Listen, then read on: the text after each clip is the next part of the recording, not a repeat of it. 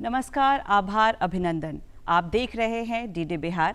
मैं हूं आपके साथ अनामिका और आप सभी का हार्दिक स्वागत है हमारे विशेष कार्यक्रम बिहार बिहार में। एक नई सुबह का आगमन हो चुका है और इसी के साथ शुरुआत हो चुकी है बिहार बिहार के एक नए और ताज़े एपिसोड की।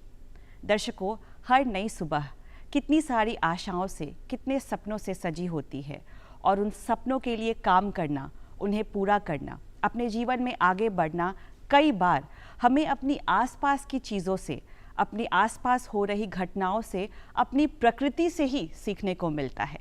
जैसे हर रोज़ उगता हुआ सूरज हमें सिखाता है कि हर अंधेरी रात के बाद रोशनी ज़रूर होती है जो हमारे अंदर होप को जगाए रखती है।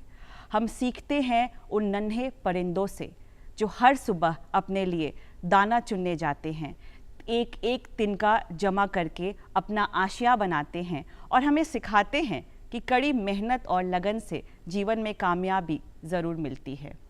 हर वो पेड़ पौधे हमें बताते हैं कैसी भी मौसम की मार हो, वो बिना झुके, बिना डरे अपनी जगह पर स्थिर रहते हैं और हमें जीवन में स्थिरता लाना, चुनौतियों से लड़ना सिखाते हैं। दर्शकों, कोई ज़रूरी नहीं कि हम जीवन जीने का तरीका किताबों से ही सीखें। जीवन जीने का गुण हमें औरों से सीखने को मिले। ये प्रकृति हमें सब्र रखना सिखाती है, संघर्ष करना सिखाती है, मजबूत बनना सिखाती है, जिससे हम सब प्रेरणा लेकर अपने जीवन में आगे बढ़ सकते हैं। तो आइए फिलहाल कार्यक्रम में आगे बढ़ते हैं और आपको लिए चलते हैं पहले सेगमेंट अनमोल वचन की ओर। महापुरुषों की कही बातें हमें जीवन में इंस्पायर करते हैं, आगे बढ़ने का रास्ता दिखाते हैं। तो आइए देखते हैं अनमोल वचन।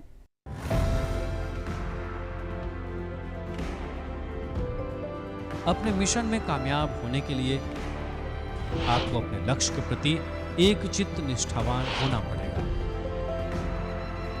Doctor APJ Abdul Kalam.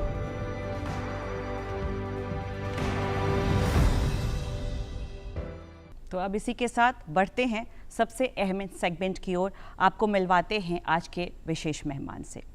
दर्शकों, समय तेज़ी से बदल रहा है और हर दिन एडवांस हो रहा साइंस एंड टेक्नोलॉजी ने जिस तरह से हमारे एजुकेशन के लेवल को बेटर किया है, उसी तरह से हमारी लाइफ को भी चेंज किया है, हमारे ग्रोथ और डेवलपमेंट को एक बूस्ट दिया है। आज हम साइंस एंड टेक्नोलॉजी से संबंधित कई पॉइंट्स पर चर्चा करेंगे और इस पर ख़ास बातचीत के लिए आज हमारे साथ हैं state board of technical education Bihar के सेक्रेटरी डॉक्टर चंद्रशेखर सिंह। तो आइए मिलकर इनका स्वागत करते हैं। बहुत स्वागत, अभिनंदन बिहार बिहार में आपका। जी नमस्कार आपको और पूरे दर्शकों को जो जुड़े हैं और हमें इस प्रोग्राम में बुलाने के लिए, शामिल करने के लिए आप सभी को, पूरे दूरदर्शन की टीम को धन्यवाद। जी सर, सबसे पहले शुरुआत में यहाँ से करना चाहूँगी कि state board of technical education ये है क्या और ये किस विजन को लेकर आगे बढ़ रहा है? State board of technical education Bihar राज्य के सभी पॉलिटेक्निक में 3 वर्षीय डिप्लोमा अभियंत्रण के पाठ्यक्रम का और संस्थानों का नियंत्रण, पाठ्यक्रम का संचालन एवं निजी संस्थानों को मान्यता प्रदान करने वाली संस्था है। हमारा विज़न जो छात्र 3 वर्षीय डिप्लोमा अभियंत्रण पॉलिटेक्निक से करते हैं उनको विश्व स्तरीय नॉलेज प्राप्त की जाए, स्किल दिया जाए और रोज़गार उन्मुखी तथा आज के जो इंडस्ट्री फिट वो तैयार हो, उसके लिए हम उनको संस्थानों को और पाठ्यक्रमों को नित्य प्रतिदिन अद्यतन करते रहते हैं। बिल्कुल बिल्कुल सर, यहाँ ये भी ज़रूर आपसे जानना चाहेंगे कि SBTE इसकी शुरुआत कैसे हुई, किनके प्रयासों से इसे शुरू किया गया और इसके गठन का, फॉर्मेशन का क्या उद्देश्य है, क्या मिशन है?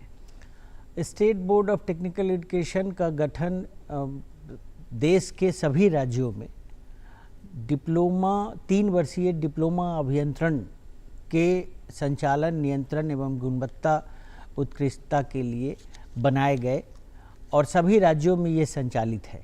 बिहार राज्य में भी 1955 में तत्कालीन उद्योग विभाग द्वारा इसका गठन किया गया था और ये राज्य स्तरीय कार्यालय इसका टेक्नोलॉजी भवन पटना में है बेली रोड पटना में है और यहाँ से इसका संचालन किया जाता है। जी जी सर, SBTE सर, इसके तहत कौन कौन से कोर्सेज आते हैं, क्या प्रोग्राम्स इसके तहत आते हैं, क्या और नई चीज़ों को इसमें इंक्लूड किया गया है, और जो कोर्सेज होते हैं उसके ड्यूरेशन क्या होते हैं, थोड़ा इस बारे में भी बताएं। 3 वर्षीय डिप्लोमा जो अभियंत्रण कोर्स है, state board of technical education board उसी का संचालन एवं नियंत्रण करती है।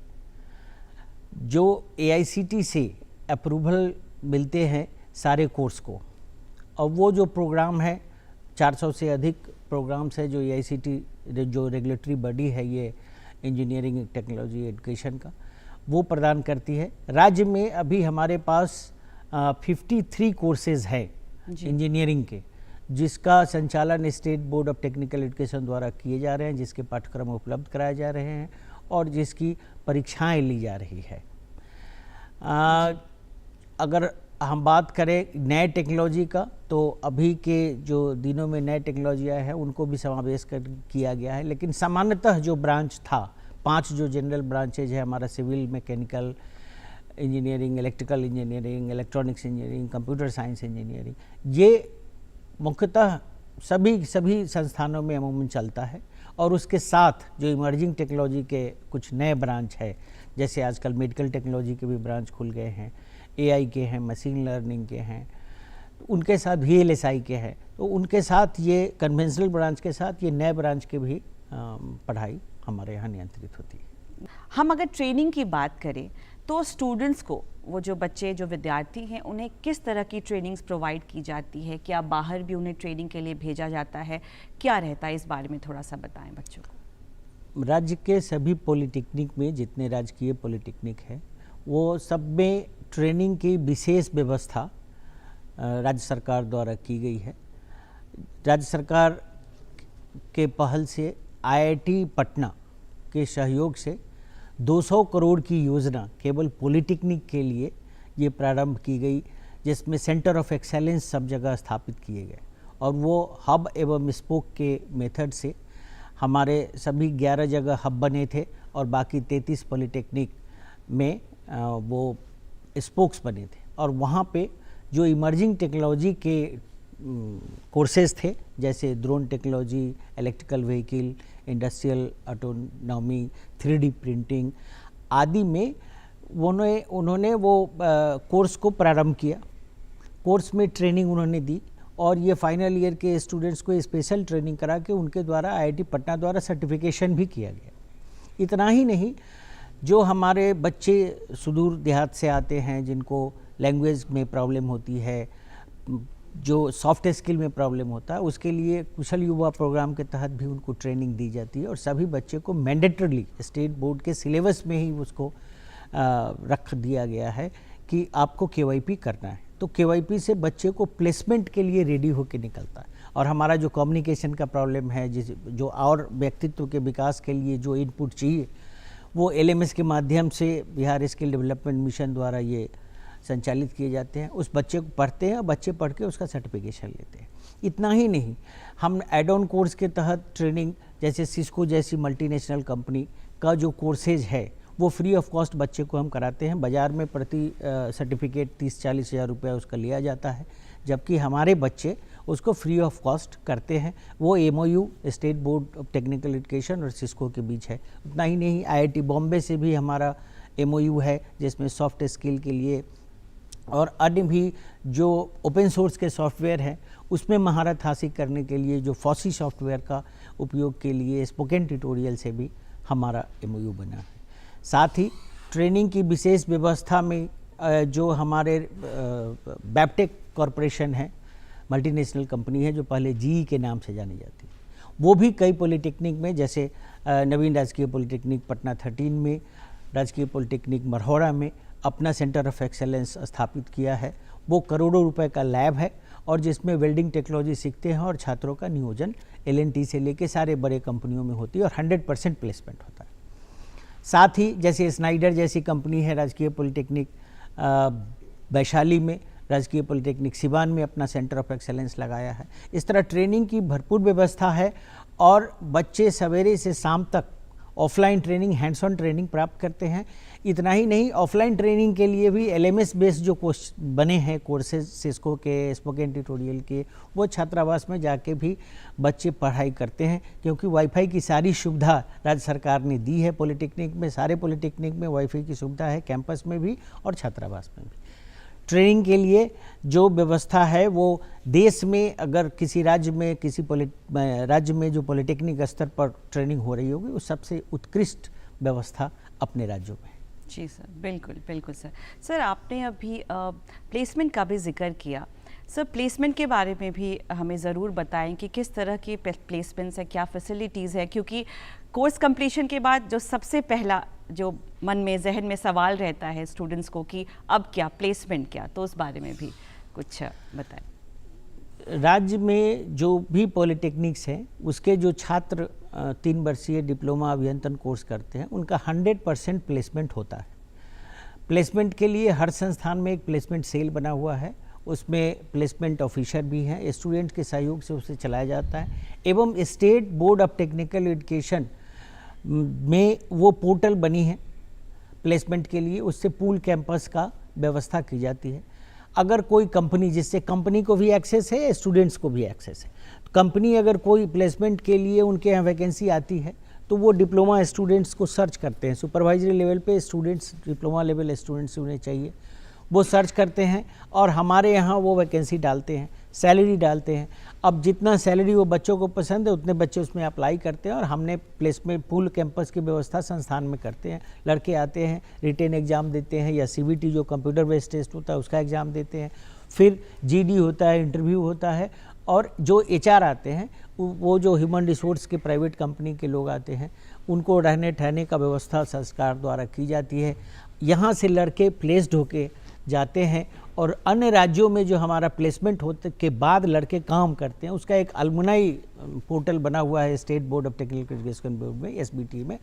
उस पोर्टल से हमारे बच्चे रेगुलेट करते हैं, चूँकि हमारे बच्चे, बिहार के बच्चे मेहनत कश भी है और दिमागी तौर पे बहुत तेज़ है। बिल्कुल सर। तो उनका जो एप्टी है, उनका जो मैथमेटिक्स है, वो इतना तेज़ है कि हर कंपनी, अब जैसे इन्फोसिस कंपनी केवल डिग्री होल्डर को प्लेस करती थी, अब कहती है हम डिप्लोमा को करेंगे, हम स्वयं बीटेक इन्हें कराएंगे और ऊंचे पदों पर ले जाएंगे। तो जो डिप्लोमा के स्टूडेंट्स हैं, they are ready to work right from floor to top level, managerial level. तो उनको अच्छे स्टफ मिल जाते हैं और हमारे बच्चे को अच्छे सैलरी के साथ अच्छा प्लेसमेंट मिल जाता है, गारंटेड प्लेसमेंट मिलता है, 100% डिप्लोमा के लड़के का प्लेसमेंट मिलता है।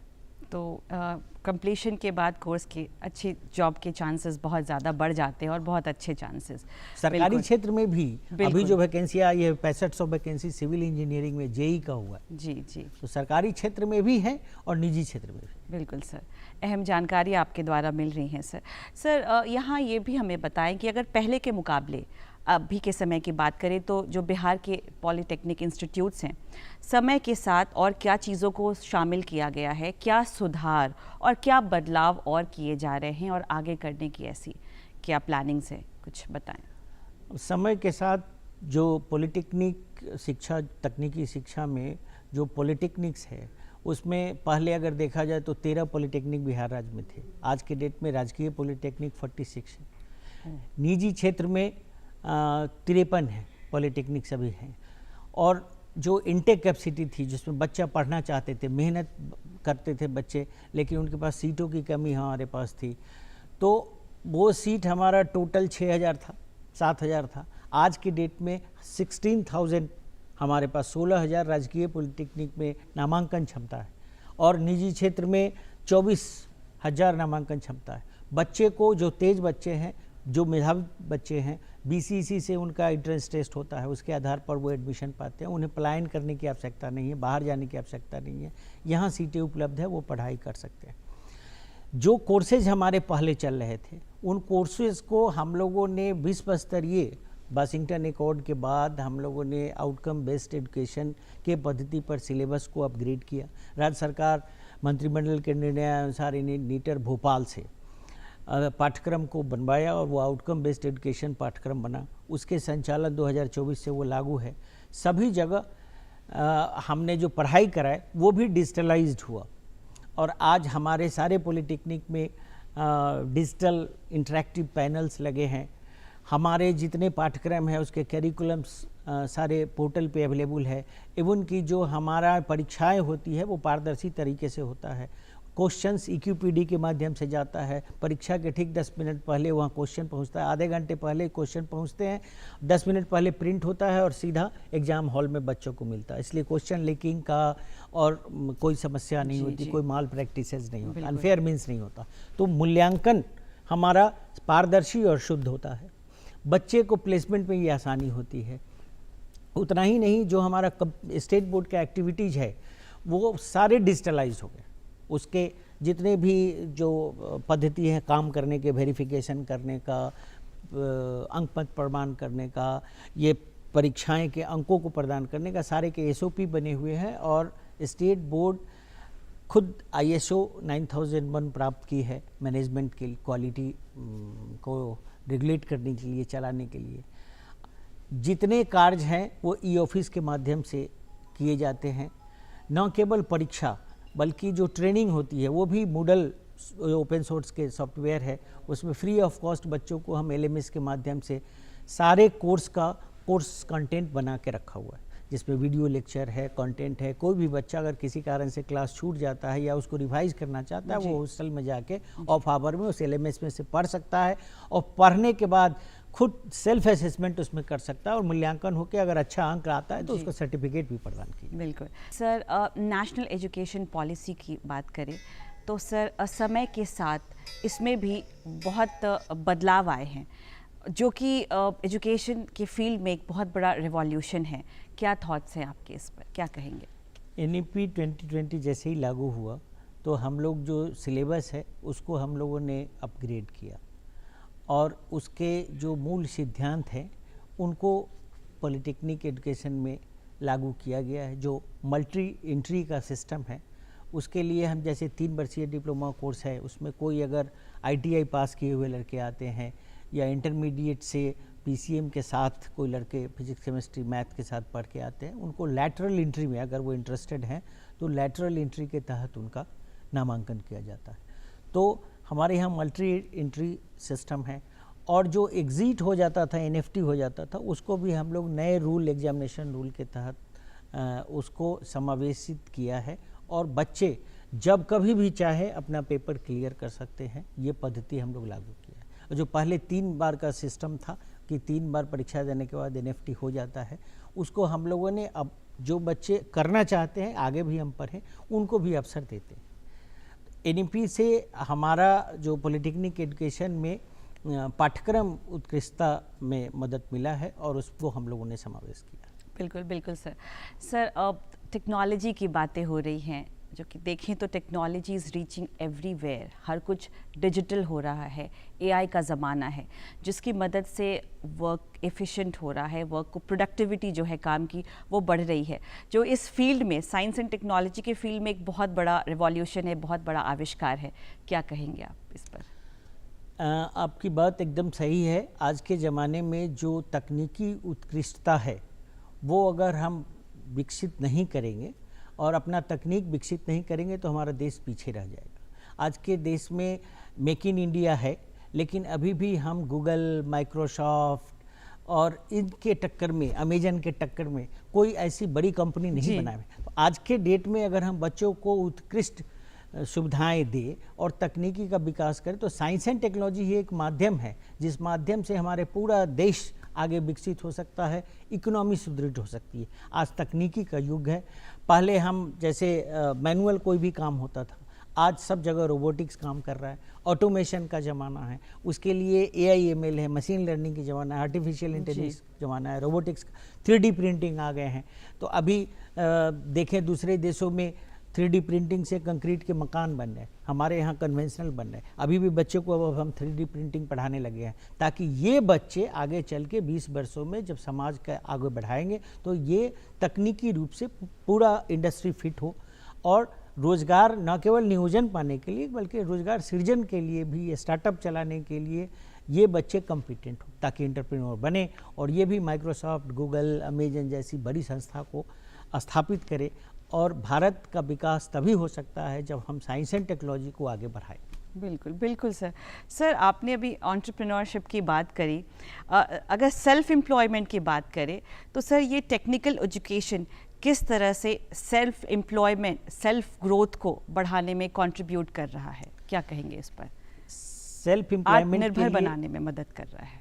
आत्मनिर्भर बनाने के लिए हमने पॉलिटेक्निक में राज्य सरकार के उद्योग विभाग के सहयोग से स्टार्टअप सेल बना रखा है और उसके लिए हर महीने करीब 60,000 के एक्सपेंडिचर से बच्चों को सेमिनार कराना, बच्चों को उसमें प्रशिक्षण दिलाना, और इतना ही नहीं, आउटरीच के तहत अन्य संस्थानों में भी जाके वहाँ के जो स्टार्टअप जो माइंडसेट है बच्चों को, उनको टैप करना और उनको रोजगार उन्मुखी बनाने के लिए, उनको वित्तीय सहायता भी प्रदान करने के लिए, उनका पेटेंट कराने के लिए हमारा जो तारामंडल में संस्था है उसमें पेटेंट कराने के लिए भी सहयोग दी जाती है, ताकि बच्चे हमारे स्टार्टअप में आगे बढ़ें, अपना इंडस्ट्री खोले, अपना एंटरप्रेन्योरशिप से प्रगति करें। जी जी सर।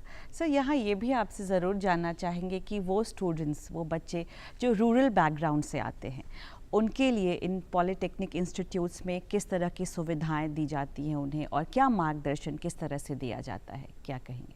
जो रूरल बैकग्राउंड से बच्चे हमारे आते हैं उनको शहरी क्षेत्र के बच्चों के बराबर तक लाने के लिए, अब जैसे उनके लैंग्वेज लैब की व्यवस्था है, हमारे यहाँ बच्चों को फ्री ऑफ कॉस्ट जो सॉफ्टवेयर आती है वो विभाग इंस्टॉल करके देती है, जिसमें बच्चे फोनेटिक्स सीखते हैं और कम्युनिकेशन के स्तर को बढ़ाते हैं ताकि उनका इंग्लिश सही हो सके। इतना ही नहीं, फॉरेन लैंग्वेज के भी हमारे पास सॉफ्टवेयर्स हैं, उसमें बच्चे सीखते हैं ताकि फॉरेन में यहाँ से डिप्लोमा की डिग्री के बाद जो जापान जैसे देशों में भी लोगों का प्लेसमेंट होने लगा है। बच्चे को जो रूरल बैकग्राउंड से है, अगर उसमें फाइनेंशियल कमी दिक्कत होती है तो उसके लिए स्टूडेंट क्रेडिट कार्ड के तहत 4 लाख रुपए सरकार द्वारा प्रदान की जाती है, जो बहुत ही न्यूनतम ब्याज दर पर है, या कुछ कैटेगरी को तो है ही नहीं। हमारे यहाँ जो पॉलिटेक्निक का एजुकेशन है वो फ्री ऑफ कॉस्ट है। तो हम लोगों ने जो एजुकेशन सिस्टम है उसमें ग्रामीण क्षेत्र के जो बच्चे आते हैं उनके ध्यान में रख के ही सारा बनाया गया है, क्योंकि अगर उनका विकास होगा तभी तमाम जो हमारा साइंस एंड टेक्नोलॉजी है उनका विकास हो पाएगा। बिहार ही हब रहा है, पहले भी इतिहास भी गवाह है, जब हमारा नालंदा यूनिवर्सिटी था तो यहाँ से ही ज्ञान सृजन होता था, और आज भी हमारे डिप्लोमा स्तर के जो तकनीकी शिक्षा में पॉलिटेक्निक एजुकेशन बिहार में है वो उत्कृष्ट है उन्हीं बच्चों के चलते। और उन छात्रों को नर्चरिंग करने के लिए हम शहरी और ग्रामीण क्षेत्र दोनों के बच्चे को कोई भेद नहीं हो और कोई डिवाइड नहीं हो, कोई इस सब के लिए व्यवस्था करके रखता है। एकेडमिक्स के साथ साथ विकसित भारत के लिए स्किल डेवलपमेंट का होना कितना ज़रूरी है, ओवरऑल ग्रोथ एंड डेवलपमेंट के लिए बच्चों के, और उन्हें आत्मनिर्भर बनाने के लिए क्या कहेंगे? जो हमारे छात्र हैं वो जिस लेवल की अभियंत्रण पाठ्यक्रम पढ़ते हैं उसमें स्किल का होना बहुत आवश्यक है, क्योंकि वो सुपरवाइजरी लेवल का है। पॉलिटेक्निक एजुकेशन में सुपरवाइजरी लेवल के बच्चे तैयार होकर जाते हैं। उनका जो प्रोग्राम आउटकम्स है जो AICTE ने निर्धारित किया है उसमें टेक्नोलॉजी टूल्स की महत्ता है, और टूल्स का मतलब केवल मशीनरी टूल्स नहीं है बल्कि उसका उपयोग का भी है। प्लस जो डिजिटल टेक्नोलॉजी से आगे बढ़ते हैं, टेक्नोलॉजी रोज इम्प्रूव्ड होता है, उसके लिए जो लर्निंग आर्ट है वो दोनों सीखने की जरूरत है। तो आज के डेट में जो स्किल जानने वाले लोग हैं उनकी कमी है, जो हैंड्स ऑन ट्रेनिंग का काम करते हैं। अभी हमारे यहाँ हर पॉलिटेक्निक में स्किल डेवलपमेंट के लिए, जैसा मैंने बताया, सेंटर ऑफ एक्सेलेंस बनाए गए, उसमें हैंड्स ऑन ट्रेनिंग दी जाती है, हैकाथॉन कराए जाते हैं, और जो सेंटर ऑफ एक्सेलेंस के तहत जैसे वेबटेक कॉरपोरेशन की सहायता से हमारे यहाँ जो बना हुआ है नवीन राजकीय पॉलिटेक्निक में जो स्थापित है, मरहौड़ा में स्थापित है, वहाँ वेल्डिंग टेक्नोलॉजी, उसमें लड़के वेल्ड करते हैं और 700 घंटे का स्किल ट्रेनिंग करते हैं। अपने पाठ्यक्रम पूरा 3 वर्षीय अभियंत्रण पाठ्यक्रम के साथ साथ ये इतने घंटे का वेल्डिंग सीखते हैं और उससे उनका प्लेसमेंट सुनिश्चित हो जाता है। उसके लिए उनको एप्रन्स फ्री ऑफ कॉस्ट दिए जाते हैं, सारे मशीन कंज्यूमेबल्स, आयरन प्लेट, ये सब फ्री दिए जाते हैं। सिमिलरली दूसरे विधाओं में जैसे स्नाइडर द्वारा जो इलेक्ट्रिकल का चला जा रहा है उसमें स्किल प्रदान किए जाते हैं। और जो ट्रेनिंग्स है पॉलिटेक्निक एजुकेशन में अगर आप देखेंगे तो वो 60% हमारा ट्रेनिंग पार्ट ही है, जिसमें कि प्रैक्टिकल और एक नोशनल आवर बोला जाता है, सेशनल जिसमें बोला जाता है, उसमें कर्मशाला में जाके वर्कशॉप में करके बच्चे खुद कारपेंट्री का काम करते हैं, आयरन पे फिटिंग्स का काम करते हैं, वेल्डिंग पे करते हैं, ब्लैक स्मिथ का काम करते हैं, ये हाथ से करते हैं। और ये खुद ट्रेनिंग, चूँकि हैंड्स ऑन ट्रेनिंग इनका रहता है, ये फ्लोर पे काम कर सकते हैं। इनके स्किल को बाद में भी हम लोग जो NSQF है, जो नेशनल स्किल क्वालिफिकेशन फ्रेमवर्क है, उसमें किस लेवल पे ये फिट होते हैं, सेक्टर स्किल के उस क्वालिफिकेशन मैप में सेक्टर स्किल कैंसिल जो द्वारा जो असेसमेंट होता है, उसमें बच्चों को असेसमेंट करा के उन्हें सर्टिफिकेट प्रदान की जाती है, ताकि जो हमारा नेशनल स्किल काउंसिल का मिशन है कि बच्चे के पास एक NSQF का लेवल का सर्टिफिकेट हो, तो लेवल 4 का, लेवल 5 का, लेवल 6 का ये सर्टिफिकेशन भी हम लोग करा देते हैं, ताकि बच्चे को पूरे विश्व में नियोजन का द्वार उनको खुल जाए। बिल्कुल बिल्कुल सर। सर, अब आपके बारे में भी ज़रूर कुछ जानना चाहेंगे। आप शिक्षा के क्षेत्र से लंबे समय से जुड़े हुए हैं, कैसे हुआ इस क्षेत्र में आना? अपने लाइफ जर्नी के बारे में भी कुछ बताएं। मैं सिविल इंजीनियरिंग में बीटेक किया हूँ, और उसके बाद एजुकेशन में आने के पहले मैं 10 सालों तक सिविल इंजीनियरिंग के क्षेत्र में कंस्ट्रक्शन फील्ड में रहा, और भारत सरकार की कंपनी, कंसल्टेंसी कंपनी है मिनिस्ट्री ऑफ पेट्रोलियम के अंतर पे इंजीनियर्स इंडिया लिमिटेड, मैं उसमें सेवारत था। और 2000 में मैं पॉलिटेक्निक में एज ए लेक्चरर सेवा शुरू किया, बाद में कंट्रोलर एग्जामिनेशन, और फिर आज मैं सेक्रेटरी स्टेट बोर्ड हूँ। तो चूँकि हम इंडस्ट्री से आए थे, इसलिए इंडस्ट्री का जो लेटेस्ट आवश्यकता थी उसकी भी समझ हमें आ गई थी, और उसमें जो तकनीक इस्तेमाल किए जा रहे थे, 97 में ही ये ऑफिस के द्वारा काम किए जा रहे थे, वो उसी समय डिजिटलाइज्ड हुआ था। तो हमें जो state board of technical education को डिजिटलाइज करने में उससे काफ़ी मदद मिली थी। बाद में हमने MTech किया स्ट्रक्चरल इंजीनियरिंग में, जब हम एजुकेशन से जुड़ गए, फिर हमने PhD पूरा किया, और तब 2015 में हम प्रिंसिपल ग्रेड में आए, और उसके बाद 2022 से हम सेक्रेटरी स्टेट बोर्ड। बिल्कुल सर। सर, आप SPTE के सेक्रेटरी के पोस्ट पर अपनी सर्विस दे रहे हैं, इसके रोल और रिस्पॉन्सिबिलिटीज़ के बारे में भी कुछ बताएं। बहुत महत्वपूर्ण है secretary state board of technical education के सेक्रेटरी का पद, क्योंकि यही वो पद है जो न सिर्फ पाठ्यक्रम का निर्धारण कराती है, बल्कि उनका संचालन कैसे हो और उनको गुणवत्तापूर्ण शिक्षा प्रदान करने के लिए कौन से नित्य नए अन्वेषण रोज़ किए जाए, नवाचार का समावेश किया जाए, कैसे डिजिटलाइज किया जाए, सबको अकाउंटेबल बनाया जाए। और अब जैसे ऑफिस में भी हम लोगों ने ISO लाया, तो उससे क्या हुआ, हमारा सब जितने काम है वो क्वांटिफाइड हो गए कि हमारा प्रोग्रेस कितना % हो रहा है, प्लस उसमें क्वालिटी मेंटेन कितना % हो रहा है। सिमिलरली पॉलिटेक्निक में जो हम सेवाएं दे रहे हैं बच्चे को कोई परेशानी नहीं हो, इसलिए उनके टोल फ्री नंबर, पोर्टल पे चैट बोट, इतने इन्फॉर्मेशन है कि बच्चे को नया इन्फॉर्मेशन प्राप्त करने के लिए कहीं घूमना नहीं होता है, बल्कि स्टेट बोर्ड के पोर्टल पे सारे प्राप्त हो जाते हैं। सेक्रेटरी को ही डिसाइड करना है कि हमारे क्वालिटी एजुकेशन कैसे हो, उसमें प्रोग्रेस कैसे हो, समय पर इम्तहान कैसे हो, एकेडमिक कैलेंडर का अनुपालन कैसे हो, प्लस जो एफिलिएशन देना है जैसे हम AICTE से अनुमोदन के उपरांत भी हम 2 संस्थाओं को एफिलिएशन नहीं दिए, क्योंकि उनके यहाँ इंफ्रास्ट्रक्चर सही नहीं था। एफिलिएशन किन निजी संस्थान को देना, और निजी संस्थानों में बच्चे को गुणवत्तापूर्ण तकनीकी शिक्षा प्रदान की जा रही या नहीं, ये भी सुनिश्चित करना उन्हीं का कार्य है। तो as a secretary state board पूरे पॉलिटेक्निक, राज्य के सभी पॉलिटेक्निक में जो 3 वर्षीय डिप्लोमा अभियंत्रण पाठ्यक्रम चला रही है, उनकी पूरी जिम्मेदारी उनके पास है कि उसमें पाठ्यक्रम का संचालन कैसे हो रहा है, उसमें क्या गुणवत्ता अपनाई जा रही है, परीक्षा का जो संचालन हो रहा है उसमें पारदर्शी तरीके से हो, कोई अनफेयर मीन्स उसमें नहीं हो, उसके रिजल्ट प्रोडक्शन में कोई समस्या नहीं हो। जैसे अभी हमने रिजल्ट दिया, नेक्स्ट डे वो सारा रिजल्ट भारत सरकार के डिजी लॉकर पे वो अवेलेबल हो गया, कोई उसमें फेरबदल नहीं कर सकता है। बच्चे को जो सुदूर गांव में हैं उनको भी नेक्स्ट डे वो रिजल्ट डिजी लॉकर पर सर्टिफिकेट नंबर और मार्कशीट नंबर के सहित उन्हें मिल जाता है। अपार आईडी से वो जुड़ा हुआ है। कहीं भी अगर दूसरे जगह जाते हैं तो उनको पढ़ने में, उनको आरपीएल करने में जो रिकॉग्निशन प्रायर लर्निंग होता है उसमें उन्हें परेशानी नहीं हो।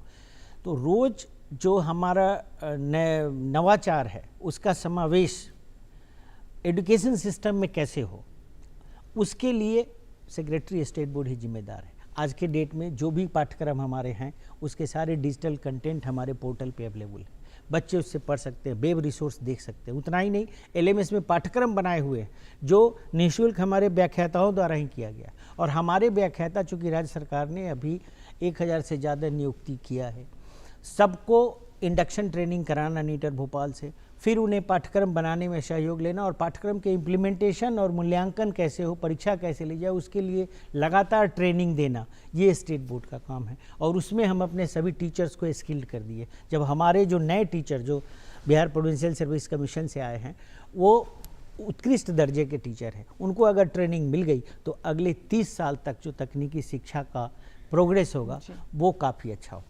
बिल्कुल सर, बहुत अच्छी बात कही सर। सर, आज का जो यंग जनरेशन है, जो हमारे देश के भविष्य हैं, जाते जाते उनके लिए क्या कहना चाहेंगे? मैं सभी दर्शकों से ये कहना चाहूँगा कि राज्य में जो पॉलिटेक्निक शिक्षा है वो, उसमें बच्चे क्लास 10 करने के बाद जो इंटर की शिक्षा या अन्य शिक्षा करना चाहते हैं उससे बेहतर है कि पॉलिटेक्निक का शिक्षा प्रदान किया जाए। 16,000 राजकीय पॉलिटेक्निक में और 24,000 निजी पॉलिटेक्निक में सीटें है, नामांकन क्षमता है प्रति वर्ष। अगर उसमें बच्चे एडमिशन लेते हैं तो उनको 3 वर्षीय डिप्लोमा का सर्टिफिकेट प्रदान होता है, वो इंडस्ट्री फिट तैयार होते हैं, उनका नियोजन सुनिश्चित हो जाता है और वो रोजगार उन्मुखी रोजगार सृजन भी कर सकते हैं, स्टार्टअप डाल सकते हैं। अगर लेटरल एंट्री में बीटेक करना चाह रहे हैं तो फिर 3 साल में ही उनका बीटेक हो जाता है। इसलिए बच्चे में मेधाविता है, बच्चे को अभ्यास कराएं, फिजिक्स, केमिस्ट्री, मैथमेटिक्स पढ़ाएं और उन्हें पॉलिटेक्निक एजुकेशन में डालें। निःशुल्क शिक्षा राज्य सरकार द्वारा प्रदान की जा रही है और अन्य खर्च के लिए अगर इकोनॉमिक स्थिति अच्छी नहीं है परिवार की तो बच्चों को स्टूडेंट क्रेडिट कार्ड के तहत 4 लाख रुपए भी प्रदान प्रदान किया जाता है। तो हम सभी अभिभावकों से अनुरोध करेंगे कि छात्रों को एक बार पॉलिटेक्निक एजुकेशन का लाभ उन्हें दिलाएं। बिल्कुल सर। सर, आप कार्यक्रम में आए, इतनी तमाम जानकारी आपने हमसे साझा की, इसके लिए बहुत बहुत धन्यवाद। आपको भी धन्यवाद।